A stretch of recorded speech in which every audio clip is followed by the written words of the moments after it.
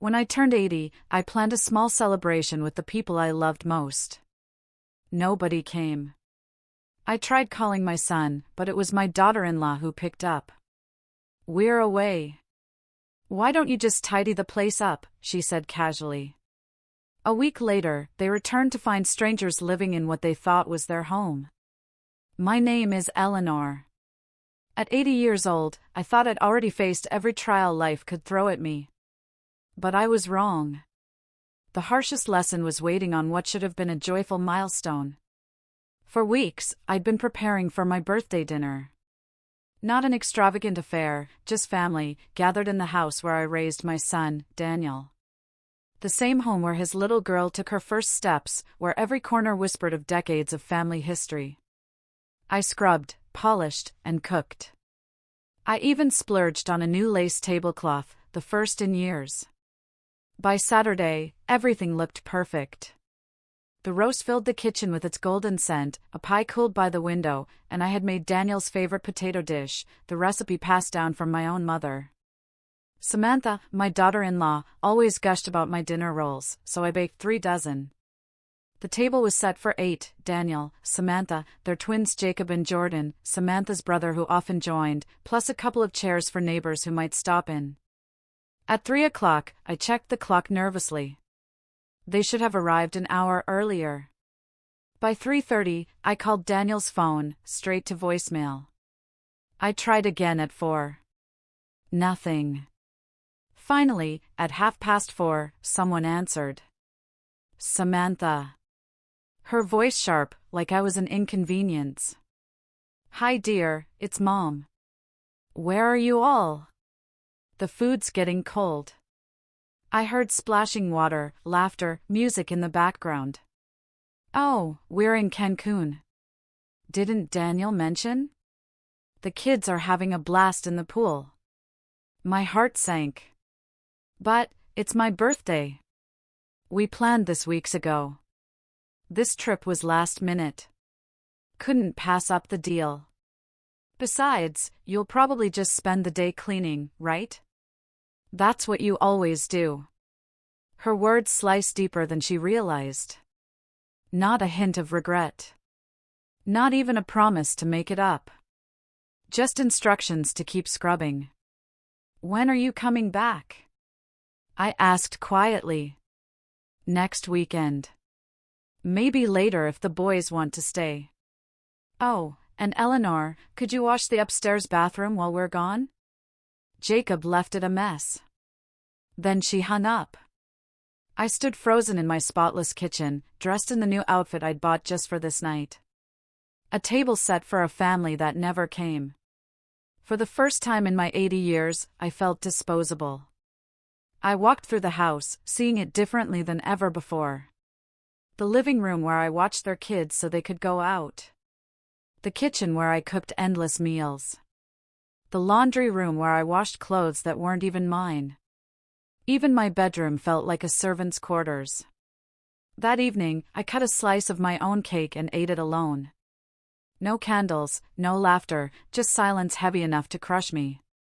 The days after were lonelier still, but they opened my eyes in ways I hadn't expected. Daniel had left his tablet on the coffee table. When it lit up with notifications, I glanced. Photos, dozens of them. My son and his family by the infinity pool, sipping cocktails, kids splashing in turquoise water. Best family vacation ever. Samantha wrote, posing in an expensive bikini. "Treat yourself," she captioned another post. Treat yourself, with whose money? I hurried to my desk where I kept every bill and bank statement neatly filed. And then I saw it. For over a decade, I had been handing Daniel money, always with the same promise. "Just until we're stable, Mom. Just for the kids' school. Just this one time." But there was no one time. I'd covered their car repairs, their vacations disguised as loans, their groceries, their children's gifts. Samantha's complaints about money had been the bait, and my guilt was the hook. Looking at their 5-star getaway photos, I realized the truth: they weren't struggling. They were thriving on my sacrifice. The pattern jumped out in black and white. Every deposit I made was followed by expensive outings, shiny new gadgets, or weekend escapes. My help hadn't kept them afloat, it had funded their luxuries. The cruelest discovery was buried in Daniel's inbox, a confirmation email. Their trip had been booked 3 weeks earlier. They had always known they'd miss my birthday. They just didn't care. Memories rushed back. Times I cancelled my own plans to babysit last minute. Times I cleaned their house while they relaxed. Times I cooked dinners when they were too stressed. I was never family, I was staff. One memory, sharper than the rest, stabbed at me. Last Christmas, while showing off pictures from Disney, Samantha laughed and said, "It's nice when family knows their role." I had assumed she meant grandmotherly love. Now I knew she meant maid service. Something inside me snapped, not with fire, but with icy resolve. They thought I was the gullible old woman, the dependable safety net. They were about to see someone very different. That Monday, I rose before dawn with a clarity I hadn't felt in years. While sipping my coffee, I made a choice that would have terrified the old Eleanor. I would sell the house. Not just consider it. Not threaten. I would actually do it. The home Daniel assumed was his inheritance. The home Samantha treated like a free hotel. The home they had occupied for 5 years under the guise of temporary. I called my lawyer. "Mr. Collins, I need to ask you something. The deed for the house, it's in my name only, isn't it? Daniel has no legal claim?" There was a long silence on the other end. "Yes," Mr. Collins finally replied. "The property is entirely yours. You inherited it from Richard, and it has been under your name alone for 2 decades. Why do you ask?" "Because I've decided to sell it." "Sell it?" His voice sharpened. "Eleanor, are you certain? Where would Daniel and his family go?" The kind of question that once would have broken my resolve barely stirred me now. "That isn't my responsibility anymore, Mr. Collins." I could practically hear his disbelief through the line. He had known me as the gentle widow who always sacrificed for family. "Eleanor, this is abrupt. Did something happen?" So I told him. About the birthday I spent alone. About the cruel phone call. About scrolling through their smiling vacation photos while I sat surrounded by untouched food. He listened, saying nothing. When I finished, there was a long pause. "I understand," he said finally. "Legally, you're in the clear. The home is yours outright. But Eleanor, are you ready for what comes after? This will cause a storm." "They started the storm when they decided I wasn't worth respect," I replied coldly. "I'm simply done fueling it." By Tuesday, 3 real estate agents had walked through the house. I chose Sarah Chang, a sharp, no-nonsense professional in her 40s who didn't flinch when I laid out my condition. "How quickly do you want it listed?" she asked, measuring the living room. "They'll be back this weekend. I want it sold before then." Her brow lifted. "Tight timeline, but doable. It's a lovely property, well cared for. If you're willing to accept a competitive price, I can have offers within days. I don't want the highest bidder. I want it gone." What she didn't know was that, in a quiet way, I had already been preparing for this departure. For months, I'd been tucking away my photo albums, jewelry, my mother's heirloom china, telling myself I was simply decluttering. The truth was, I'd been subconsciously readying myself for freedom. While Sarah snapped pictures, I walked upstairs to the master bedroom that Daniel and Samantha had claimed years earlier. I had surrendered it without protest, moving into the cramped guest room while they sprawled out in mine. The space was a disaster. Clothes in piles, designer makeup smeared across my mother's old vanity, shopping bags from their spree still sitting in a corner. A stack of credit card bills lay on the nightstand. My eyes caught the first one, $23,000. $23,000 in debt, yet sipping cocktails in Cancun. In the closet hung Samantha's obsession, rows of luxury handbags, shoes worth more than a month of my groceries. On Daniel's side, pricey golf clubs, jackets with tags still on them. This wasn't survival.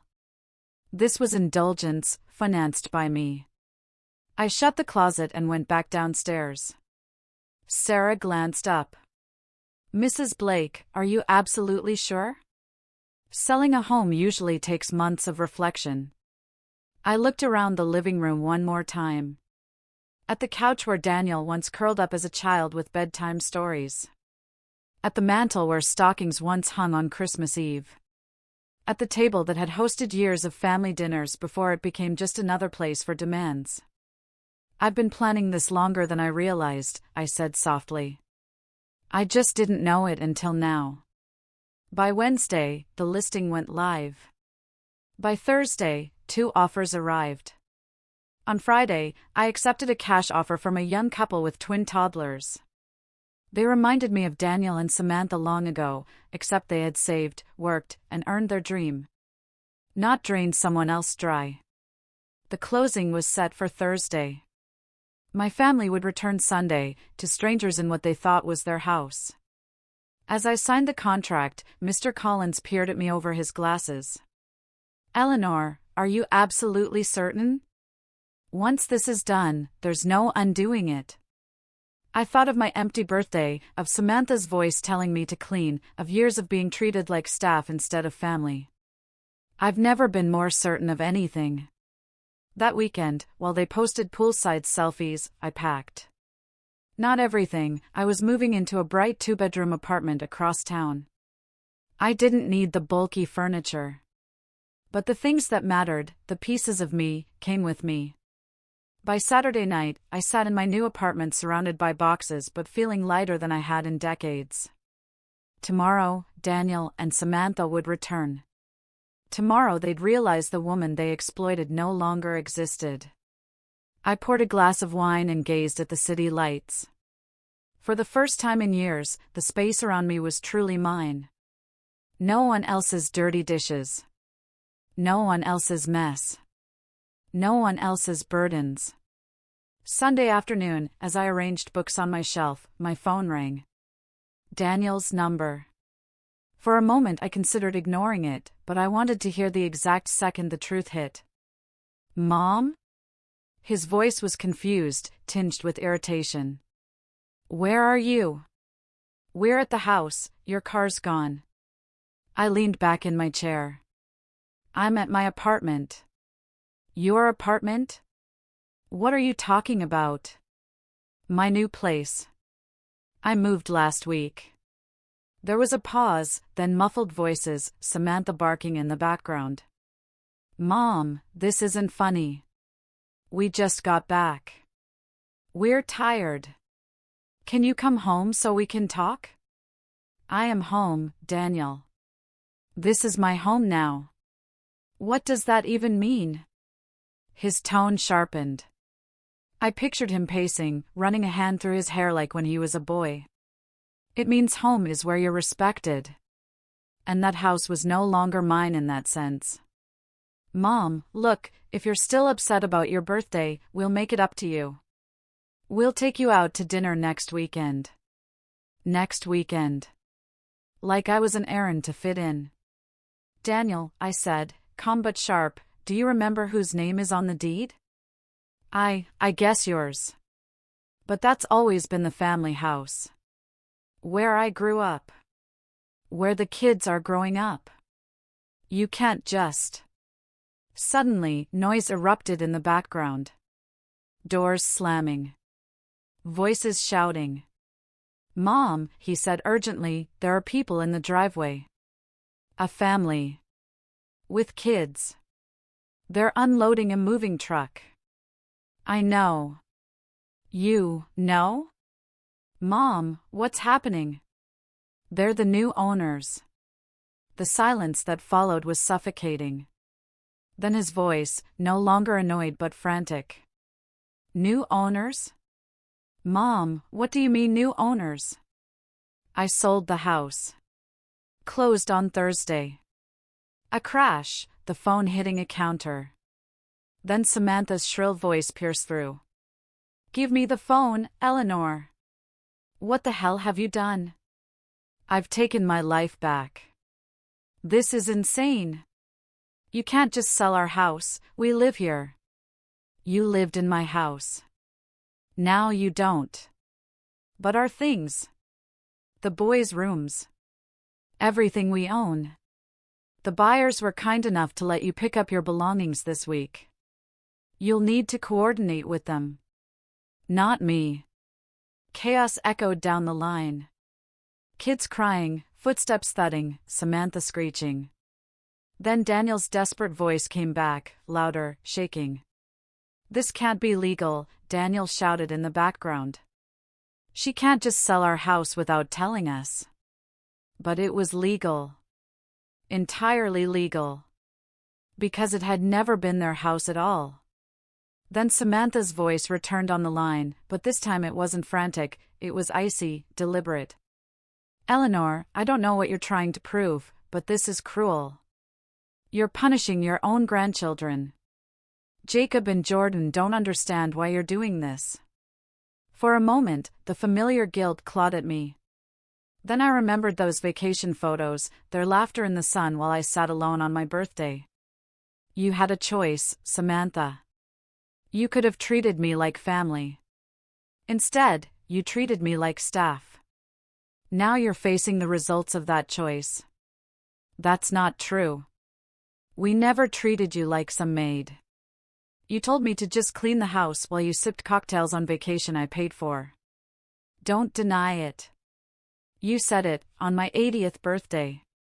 Daniel grabbed the phone back, his voice trembling, no longer angry but pleading. It reminded me of his teenage voice when he wanted permission to borrow the car.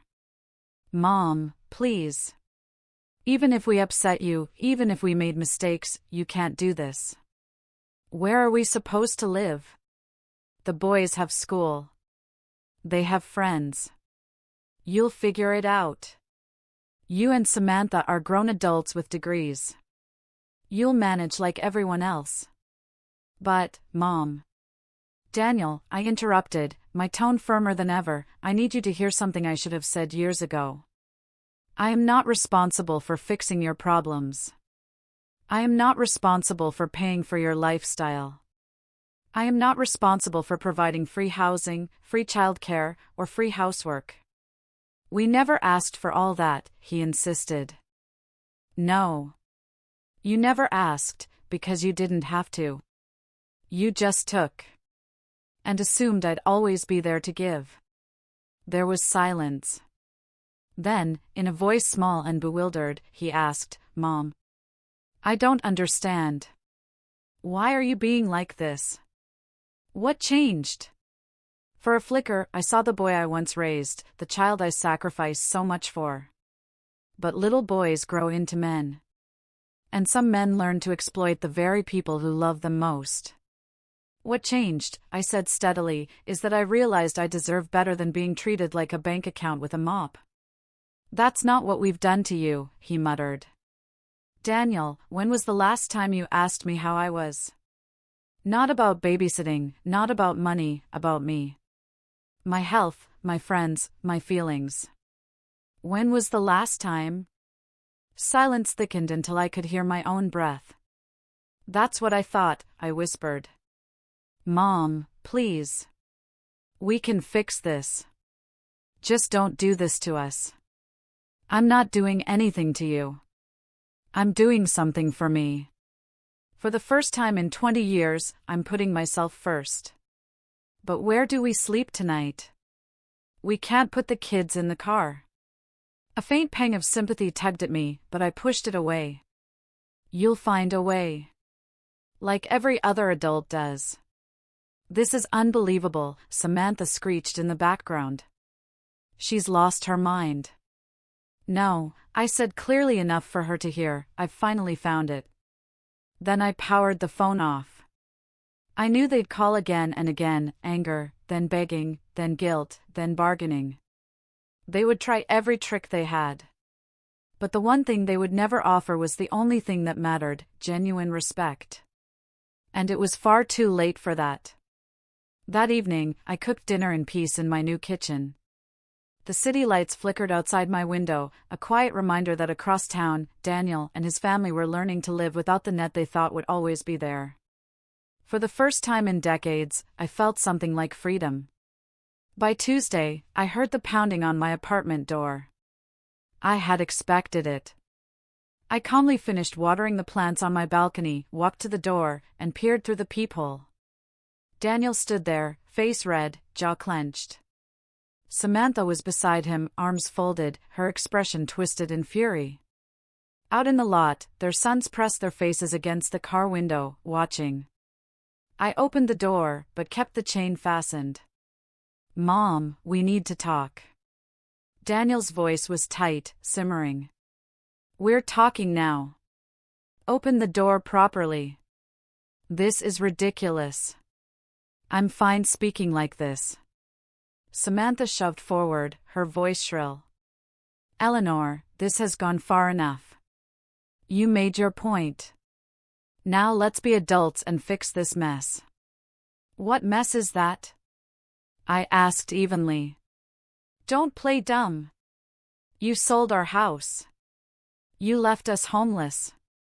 Your grandchildren are stuck in a hotel because of your selfish tantrum." "My tantrum?" My voice was calm, almost soft. "Samantha, tell me, how much rent did you pay in the last 5 years?" She faltered, caught off guard. "We're family. Family doesn't charge rent." "You're right. Family doesn't charge rent. But family also doesn't treat one another like unpaid labor." Daniel stepped closer. "Mom, we never treated you like that." "Really? When was the last time you did chores around that house?" "That's different. You like staying busy." "When was the last time you offered to help me with anything?" "You never said you needed help." "When was the last time you cooked me dinner?" "You're better at cooking." "When was the last time you remembered my birthday without me reminding you?" His silence was answer enough. "And when was the last time either of you asked about my health? My friends? My life? Anything at all that wasn't about your convenience?" The silence grew heavier. Samantha shoved Daniel aside and leaned close to the crack in the door. "Look, we get it. You feel unappreciated. But you're punishing children for it. Jacob cries every night because he thinks his grandma threw him out." Her words stabbed at me, the way she intended. But I steadied myself. "Those boys are crying because their parents taught them entitlement, not gratitude. Because instead of teaching them kindness, you taught them that using people is normal." "That's not true," she hissed. "Did you ever teach them to thank me for paying for their toys, their sports, their clothes? Did you ever teach them to show appreciation for the free roof they lived under? Or to help with a single chore?" Daniel tried another tactic, his voice softer, coaxing. "Mom, even if we messed up, we're still family. Families forgive." "You're right," I said. "Families forgive. And I forgive you. But forgiveness doesn't mean I'll keep being used." "So you're never going to forgive us?" I said I forgive you. But I will not go back to being your safety net while you treat me like the help. Samantha's mask shattered. "You're just a bitter old woman. You hate that we've built our own lives, that we don't need you." I almost laughed. "Samantha, you lived in my house 5 years without paying a dime. You left your children with me whenever you wanted a night out. You drained me with false emergencies that turned out to be shopping trips. Tell me, when exactly were you living your own life?" "We included you," she snapped. "You included me when you wanted something." Daniel dragged his hands through his hair, exasperated. "Fine. Maybe we took you for granted, but you can't blow up our lives over it." "I didn't destroy your life. I just stopped financing it." It's the same thing. No, Daniel. It's not. We stared at one another through the narrow crack of the door. Samantha's eyes darted, calculating, searching for another weapon.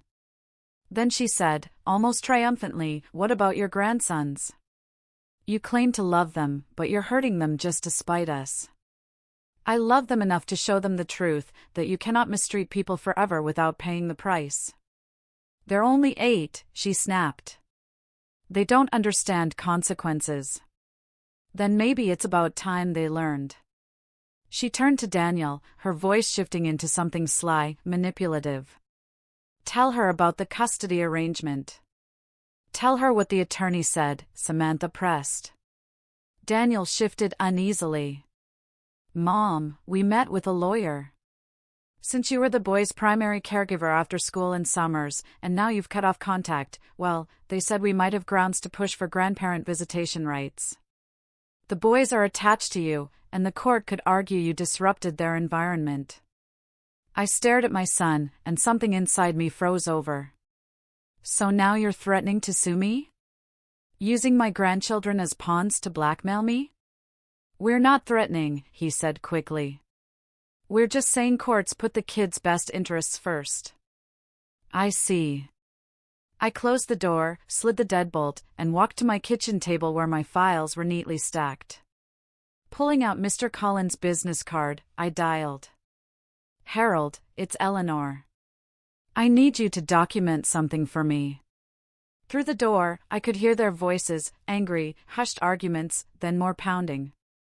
"Mom! Open the door. We're not finished." But we were finished. We had been the moment they chose legal threats over genuine remorse. I stayed quiet until their footsteps retreated. From the window, I watched them stalk to their car, furious and defeated. Jacob looked up at my building and waved. I waved back before Samantha ordered him to face forward. That night, I called Mr. Collins again and told him everything, their veiled threats, the manipulation, the way they twisted the children into weapons.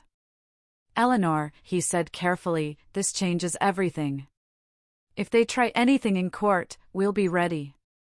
And frankly, threatening legal action while simultaneously exploiting you financially, no judge would tolerate that. Their history makes them look worse, not you." For the first time in years, a weight lifted from my shoulders. "Thank you, Harold." "Don't thank me," he replied gently. "Thank yourself for finally standing up. It takes courage to stop enabling the people you love." After I hung up, I sat in the stillness of my apartment and felt something profound: safety. For once, I wasn't waiting for the next demand, the next guilt trip, the next manipulation. I wasn't a resource. I was a person. I had spent 80 years learning to give. Now, I was learning to protect. 6 months later, I was trimming herbs on my balcony when my phone rang. Caller ID, Daniel. I hesitated, then answered. "Hello, Mom." His voice was different, small, tired. "Can we talk?" "We're talking. I mean in person. Can I come up? Please?" There was something in his tone I hadn't heard in years. Not entitlement. Not anger. Something like humility. "Where are Samantha and the boys?" I asked. "They're not with me. Samantha and we separated last month." I looked down from my balcony. A worn sedan sat in the lot. Daniel sat behind the wheel, thinner, older, the BMW long gone. "Apartment 2B, I said. "I'll buzz you in." When I opened the door, I barely recognized him. His shoulders were hunched, his eyes tired, his clothes loose. But more striking was what was missing, the arrogance. "Thank you for letting me come," he said quietly. "Sit down." "Coffee?" "That would be nice." I gave us both time while I brewed it. When I returned, he carefully set the mug on the coaster. The old Daniel never would have bothered. It's peaceful here, he murmured, looking around. It is. Mom. I need to apologize. You were right. About everything. About how we treated you. About how we used you. What happened? He exhaled heavily. Reality. After you sold the house, we had to make it on our own. Rent, utilities, groceries. I had no idea how much you'd been covering. We got a small apartment. The boys had to change schools. It was hard. And Samantha? His face darkened. She couldn't accept it. She kept saying it was temporary, that you'd forgive us, that we just had to wait. But I realized there was nothing to wait for. So when the bills came and I had no safety net, I picked up a second job. Nights and weekends. She said I was abandoning the family. She wanted me to call you, beg you. But every time I picked up the phone, I remembered your words, about responsibility, about consequences. And I couldn't do it. I couldn't prove you right by failing again. Something shifted in me. Not forgiveness, not yet, but recognition. My son was speaking like an adult, not a child demanding from me. How are the boys? I asked. Better than I expected. They miss you, but they've adjusted. They do chores now, laundry, helping cook. Things we should have taught them long ago. And Samantha? She couldn't handle it. Not shopping every week, not eating out constantly, not having someone else manage everything. She said I had changed. And she was right. I had. He looked down at his coffee. She left. Moved in with her mother. Took the boys last month. I'm sorry. Are you? Yes, I said softly. Sorry about your marriage ending. But Daniel, I was never trying to hurt you. I just wanted the hurting to stop. I understand that now. We sat in silence, real silence, not the heavy kind we used to share. Finally, he asked, Mom, are you happy? I thought carefully. Yes. For the first time in a very long time. You look lighter. Different. I feel lighter. He nodded. I've been thinking about what you said, about how I never asked about your life. You were right. And it's not okay. None of it was okay. Missing your birthday, letting Samantha disrespect you, treating you like a convenience. I can't change the past, but I want to change the future. If you'll let me. What would that look like? I don't know yet. I'm still figuring out who I am without being carried. But if Tatum comes back, she'll have to accept it's different now, that I'm different now. And that my relationship with you isn't negotiable. I studied his face.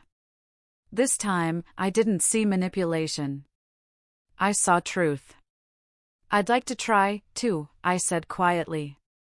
His eyes filled. Really? Really. But Daniel, understand this, I'm not going back. Not to free housing, not to free childcare, not to being everyone's fixer. I wouldn't want that, he said. I'm learning to fix my own life. If you're in mine, it has to be because you want me. Not because you need me. That's what I want, too. As he stood to leave, he turned back. Mom. I'm proud of you. Proud of me? For standing up for yourself. For refusing to be treated badly. It took strength I didn't see before. After he left, I sat on the balcony watching the sun fade and thought about second chances. Not everyone deserves them. But sometimes, losing everything forces people to finally see what matters. Later that night, my phone buzzed. A text from Daniel, thank you for the coffee, and for giving me a chance to become someone you can be proud of. I smiled and typed back, I already am. 3 weeks later, he called to ask me to lunch. Not for money, not for favors, just to spend time. At the cafe, we talked about books, current events, childhood memories, even my balcony garden. When the check came, he paid without hesitation. "Thank you," I said as we walked to our cars. "For lunch?" he asked. "No. For becoming the man I always hoped you could be." He hugged me, really hugged me. And for the first time in years, I felt like I had my son back. The son worth loving, because he had learned how to love in return. That night, I called Mr. Collins again. This time, to update my will. Not to cut anyone out, but to create something new, a trust for Jacob and Jordan's education. Strictly for school expenses, only if they kept good grades and showed respect. I had finally understood, true love isn't giving people everything they want. It's teaching them to earn what they deserve. At 80 years old, I had finally learned that lesson. And now, to those listening, what about you? What would you have done in my place? Have you faced something like this? Tell me in the comments. And before you go, I've left 2 more of our most powerful stories on screen. You won't want to miss them.